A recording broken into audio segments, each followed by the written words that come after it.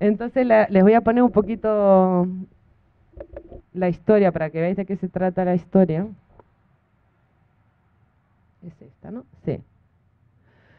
Entonces, la historia, como justamente esto que explicaba, no es una narrativa lineal, sino que esto es muy importante, es una narrativa que se va construyendo a medida que la persona va recorriendo el espacio. Y depende del recorrido que tú hagas, vas a escuchar antes unas cosas o otras, lo cual te va a dar un sentido de la historia muy diferente.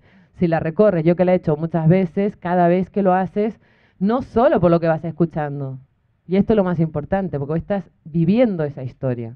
Entonces, el espacio se modifica, y esto es lo que me parece realmente súper poderoso del audio locativo, que modifica tu percepción del espacio de manera tal que cuando vuelves a pasar ahí por allí, no lo vas a volver a sentir igual nunca más.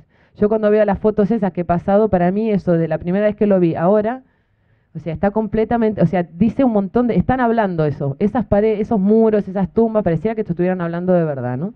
Y te están hablando de cosas que tienen que ver con el espacio, tienen que ver con el momento en que tú recorrías ese espacio también, y tienen que ver con la historia que está ahí contando, ¿no? Entonces, la historia en sí es un poco rocambolesca, pero bueno, ella está muy bien explicada, así que la voy a leer. Tiene un eje narrativo que es la voz de una investigadora que se llama Margarita Simona.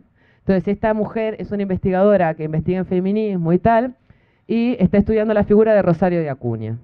Entonces, mientras está estudiando la figura de Rosario de Acuña, para una tesis doctoral que está haciendo sobre feminismo, descubre en el momento en que vive Rosario de Acuña, ella descubre leyendo periódicos y haciendo hemeroteca, que es lo que hacen los historiadores, descubre un crimen que acontece en Gijón en 1895 y por curiosidad, por aburro, por el tedio de la tesis, la tía empieza a investigar sobre ese crimen.